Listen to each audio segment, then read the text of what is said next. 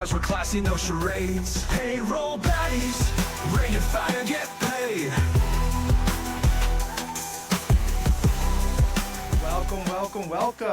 Welcome to a special edition of Payroll Baddies. This is going to be a fun one, everybody. Hey, I got one. So, I got one. So I got a poster back here. You know what it says? It's Kobe Bryant. It says, if you see me in a fight with a bear, pray for the bear. pray for the bear. Okay, and that I love it. I love the energy we're going to bring to this podcast today. And today is actually it's going to be like a 60 minutes almost, like a special edition of us talking about a specific topic. And today's topic, I thought Imran would be fun to talk about, is Analyst and the Magic Quadrant. I've been seeing a lot of these posts on LinkedIn, and I know you have because I know you've been commenting on some of them. But before I get into that, again, just for our listeners, again, because I was pretty new to Magic Quadrants and analyst reports. From my background, I do deal with them, but again, it's not as common as if I were in a client's shoes picking a choice of software, right? And so, I'd love to hear more about it, and I've been seeing a lot more posts about them, and it was very interesting to me because again, I know what I know about the Magic Quadrant and analyst reports is there's a lot of companies out there that use it to basically make multi-million dollar decisions to pick their next software. And I'm like, how are people putting so much, weight on these reports? And I wanted to understand more about it. So what a good podcast topic to really talk about today. Yeah. And really, Imran, the first one I want to talk about is actually got me so excited and interested because I know you post a lot, but then when you comment on some things, I know it's important. So I saw you comment on a very specific post, and it got a lot of people talking. It was the post around where somebody had compared basically the size of the Workday versus SuccessFactors versus Oracle, and just showing how much bigger Workday and Oracle was to SAP, and that's not true at all. So just wanted to get your take on that and see what was happening. Right. And so, like I ignore a lot of these things. I think, some of it's just straight bullshit, right? And so I'm like, all right, whatever. But the reason I actually comment on that one is someone that I respect a lot sent this to me. And, it just kind of got me realizing that, like, look, people look at this and perceptions are made from this and you get misconceptions. And so this particular one, right? Look, Workday's done well. We've known that. And that's all fine. But it showed them with like 25% of market share. And then it didn't even say success factors, right? It said SAP Right. HCM and it showed that 11%. Then it said Oracle PeopleSoft, not like Oracle Fusion or any of their cloud stuff. So it's like, are you comparing cloud to on-premise and then you're just ignoring all of the cloud stuff with success factors, right? So that kind of was like, all right, well, I'm having people that I respect bring this up to me, so let's just clear it up. So I actually responded to it and I was like, hey, I want to be respectful of people when I respond to them. So I'm like, hey, I'm curious where the data comes from. I wonder, are they classifying SAP HCM as the on-premise model? And why is SuccessFactors not there? And then I kind of followed it up with publicly available information, right? So SuccessFactors, I included a press release from 2024 showing that they have over 10,000 customers, 290 million users, right? And then I included data from a press release where they put out where Employee Central, the core HR, has over 6,000 customers, and that was from 2023, right? And then I followed that up with, okay, we know Workday has done well, but from public analyst information, they in September 2024, right, 9 months later, showed that they had 5,500 customers. So this was 9 months later, and they had 500 less customers. So how can you, in any type of credible notion, say that their market share is more Right. than double SAP? It just didn't make sense, right? So that one kind of got me irritated, and so I responded to it. Author never responded back to me. He was responding to other people, but he never responded back to me. And then the guy doubled down and pointed to this 6 Sense report that actually showed Workday had 30,000 customers and SuccessFactors has 7,000. Even though if you go to the Workday website, there's workday.com/customers, right? Right. They themselves claim they have 10,000. So you're pointing to this market research data that claims more than the vendor does. And then, I already showed the data that SuccessFactors has in a press release in a publicly traded company. So they don't, they're not making up customer numbers that showed above that for just SuccessFactors, right? And so I don't know. Some people want to ignore the facts, and that part's just irritating, right? So I think that's one example of where an analyst or research just can go wrong. But there's others too, right? So I think you sent me one in our chat. We're always having these chats behind the scenes. This other post about like that whole SPM Forrester, and there was a guy Yeah, yeah, yeah. post on that. Yeah, you saw that one? That I mean, that was again. I mean, just but before we get into that, but just going back to the first one again, because it always baffles me when I see posts like this and people posting all these different vendors, right, and analyst reports. And again, I don't know if just our listeners and people out there just know all the type of reports that are just available. And again, this is something that again I think people should be doing a lot of due diligence about what report are you looking at, what is the back end, like what criterias are they even using to make these reports? Because shit, we can make a magic quadrant out of anything. We can put anything we want on the top right corner, Oh, you whatever, got the baddies one, huh? Yeah, Shoot. Baddies one exactly. Jesse would be on the bottom, so for sure. But no, but the other example, 100% was the other one was so surprising. Was I believe it was a SPM Forrester versus IDC report. Yeah. Um, and it was literally the same product, right? The same product Sales categorization. performance management. Yeah, exactly. Sales performance management, and then one SAP was like at the bottom, and then the other one SAP was on the top. So it's like, well, how did you both get this information, and how is it complete opposite? So I know you shed some light on that, and again, it'd be great for our listeners to hear about that. No, it was actually a LinkedIn post. We can share it in our chat. Guy Abhijit, right? He just said he read the fine print and come to find out, SAP didn't participate in the Forrester one, right? And so that left them at the bottom left, but you wouldn't know that obviously, right? Unless you're Yeah. going and reading, which most people don't. They just look at the graphical chart, right? And so I think that's one of the problems is sometimes vendors don't participate in certain things, right? And I saw another one. Shout out to this guy. I don't know him, Tim Sackett. He also posted an entire post about a recent Gartner MQ, right? And so he actually went and posted and said, like, I can't understand this. And I think his exact title was Gartner's 2025 Magic Quadrant for ATSs is a joke. And then he actually broke it down. So shout out to him. He said, what Yeah. did they get right? And then what did they miss? And he pointed out like obvious discrepancies. He said, like, Eightfold wasn't on there. And if you're putting Phenom on the list, how do you not have Eightfold? Or Paradox, who's one of the fastest growing ones on there, right? Like, how did they get Right. that so wrong? And then they have these other ones. So I don't know. I mean, people are Yeah. clearly seeing some of these things, but you have to understand like what's going on there.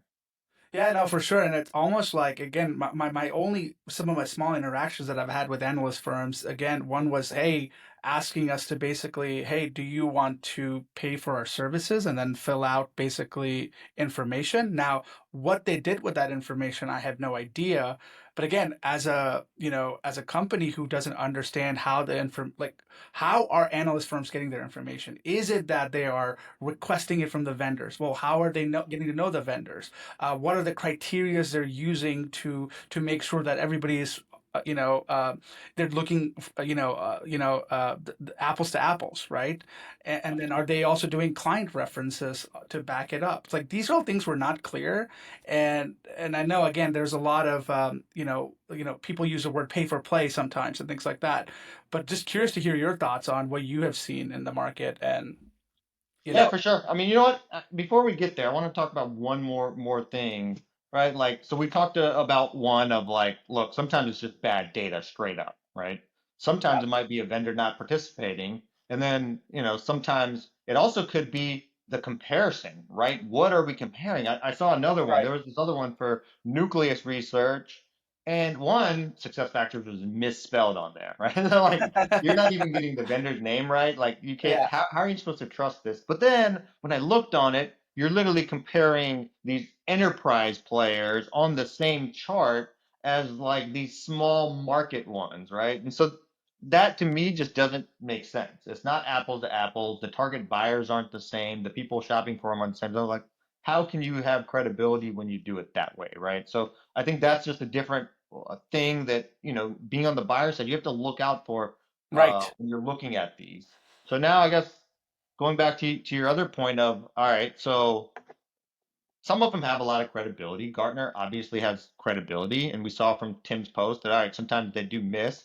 I guess for me, I worked on a bunch of these, right? Everyone knows I worked at SAP for a long time, and so I worked on a whole bunch of them. I probably did over 20 analyst briefings during that time. I responded, so I was the one responding to the Gartner MQ, filling it out for the payroll part for their core HR one.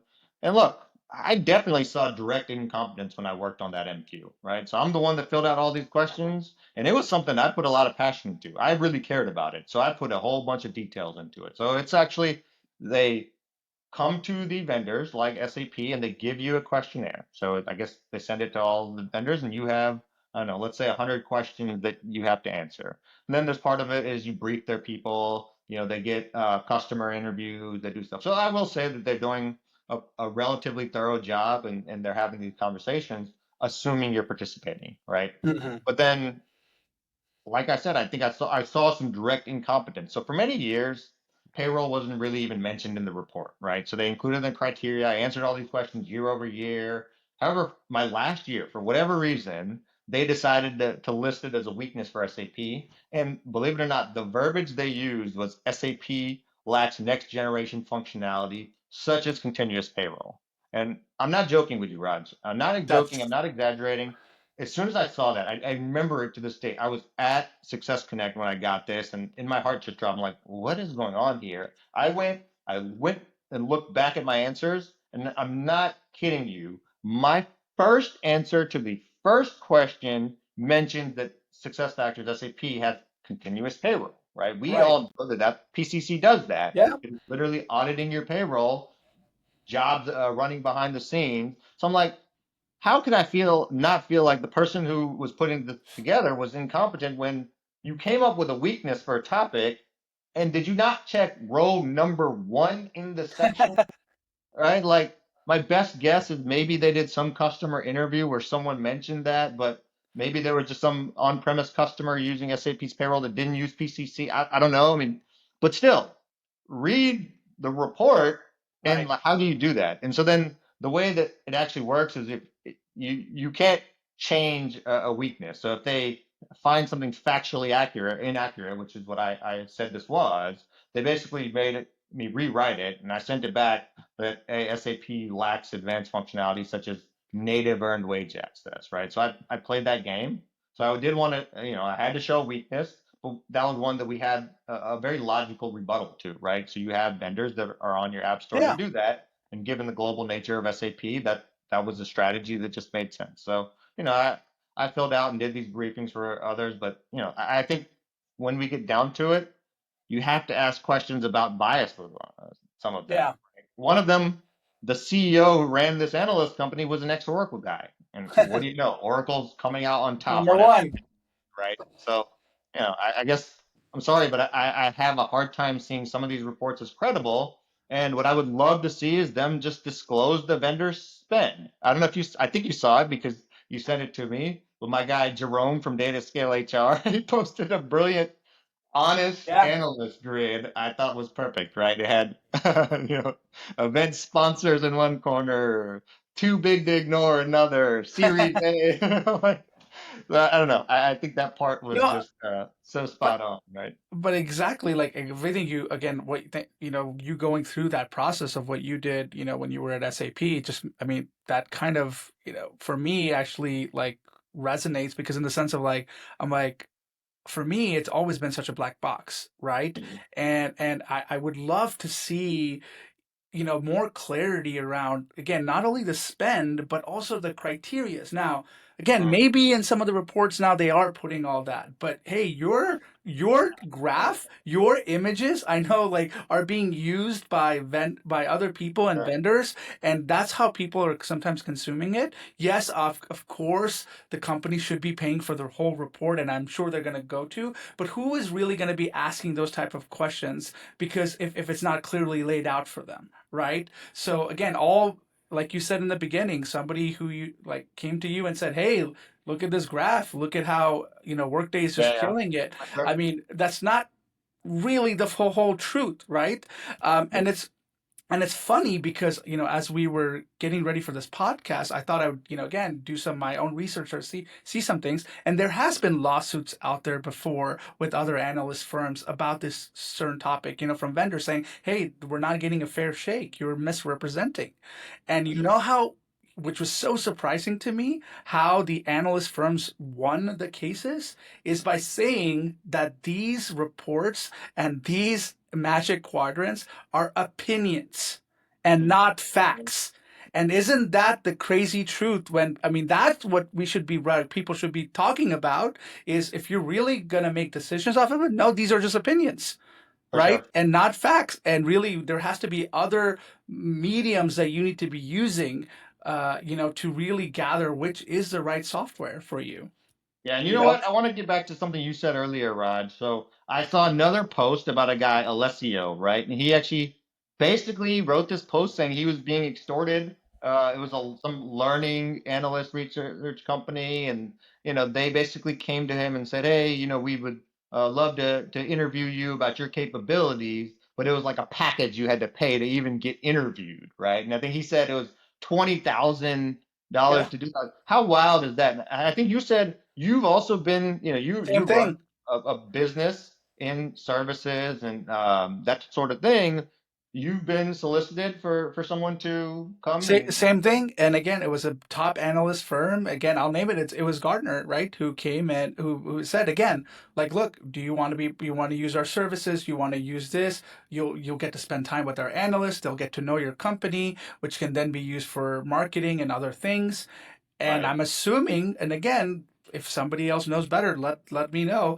But this is the way to get into a Gartner report because, like again, if you're a mid-sized, small-sized company, unless you have those marketing spend or the, maybe PE backing or other stuff that comes with it, how is a company, I mean, how is, any analyst firm going to know about you? And again, I know a lot of, people might be like, oh, you guys are just haters because you guys aren't selected. No, I mean, honestly, it's just more of a curious question. Like, without spending money, how do you get in here? Again, is it that analyst firms are talking to clients, but, typically when the clients are talking, again, it's like a feedback loop.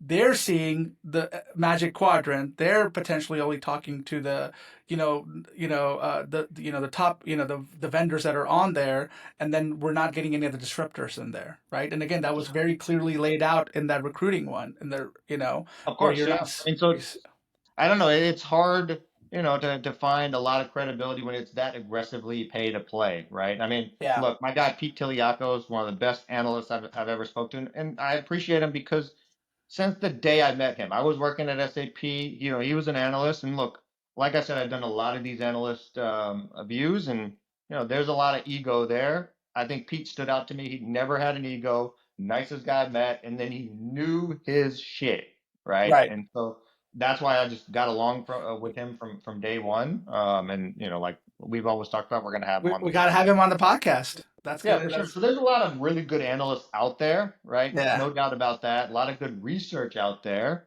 But I guess part of it is, you have to be cautious when you're using an analyst report as your primary driver to pick an HR or a payroll Well, vendor using that. It could be a data point, but make sure you think about one, your business, right? And I'll let you talk about that too. But, like what could this analyst report not be showing you? Did some vendor right. not participate? Is it flawed data that's behind there, right? Is it not considering XYZ things? And I think unfortunately a lot of buyers don't know that, right?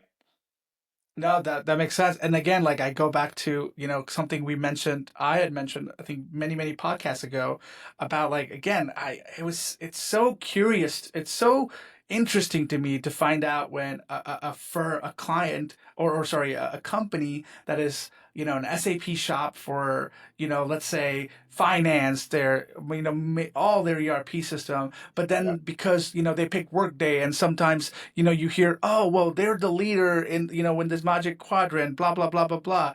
It's like, I'm sorry. We all know, everybody listening, that this is an SAP bias podcast. So yes, Imran and I are going to be SAP biased, but it makes zero sense, You cannot tell me there's that big of a difference where the interconnectivity of SAP, of having the full suite connected to all your ERP and HR is going to make that much of a difference, by switching out to another product, right? No, And I and mean, to for sure. I mean, look, right? we've seen it on the other side now, right? We have many years of data. We have a lot of customers that did exactly that. And, like the sad reality is they're paying a price for it, right? Because if you do Yeah. have SAP for finance, you have SAP for payroll, and then you choose Workday for HR, You chose poorly. Let's be you're going to honest. You spend a chose lot of poorly. money. You're going to spend a lot of money keeping those connected. You don't have aligned things. And the reality is they will never work well together, right? Their Yeah. release timings will always be off. There's not going to be cohesiveness in it. And so, without even saying, even if you think it was a superior HR product, all of the other things, if you're wall to wall SAP, it's a mistake to go that route. And I just, Especially if you're a global company, right? With oh yeah, all the yeah, yeah. localization, with all the payroll, there's nothing else that can touch it. I mean, again, these are facts.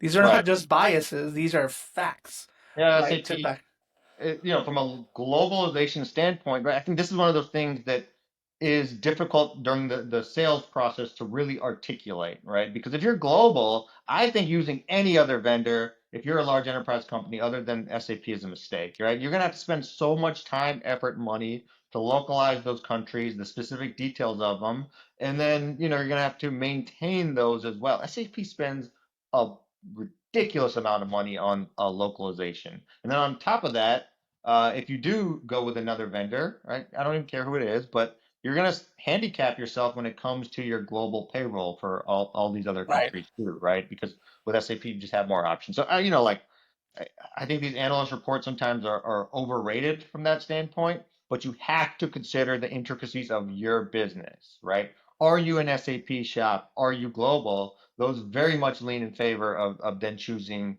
success factors for HR, right? No if, and, or buts about it.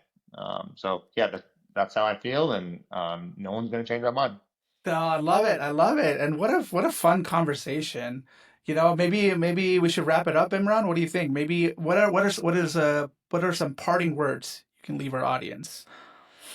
Payroll baddies, baby. Let's go. Like and follow. Exactly, Hey. exactly. Hey, SAP payroll is king, baby. Now, again, this was a fun conversation. I hope we have more of these because again, it's always the type of conversation we have in the back end is probably what most people are probably thinking and want to know more about. So, it's always fun to have these, Hey, honest conversation. And let's I hope people do. listen to this and even if we're wrong about something, comment on here. Tell us why we're wrong. Tell us what we don't know. So we'd love to learn. We like to we'll call out the bullshit, and if you don't like it, then that's fine. Let's have a debate. I don't know. Exactly. All good. That's great. All right. Baddies out. Thanks, Yo, everybody. it's Payroll BADIes. We keeping it hype, doing payroll right. We don't need no stripe. Workday calling y'all rock stars, ain't that cute? Day Force, UKG, y'all still in pursuit. But we baddies in the game, bringing more to the loop. Yo, baddies bring the clarity, got clarity in sight. We bring a payroll tech, making it right, spreading the word from S4 to the cloud. Baddies got the vision, making payroll proud. SAP payroll is king, we wearing the crown. Those companies starting with P, y'all know the name. Try to keep up, but it's not the same. Tech on lock, we automating the flow. No more headaches, we let that payroll glow. Innovating daily, got the future on deck. Payroll baddies, running it, showing respect. So all the payroll baddies, you know who you are. Join the cause, let's take it far. All you baddies out there, it's time to rise. Join the movement, no compromise. Keep your rock stars, we're classy, no charades. Payroll baddies.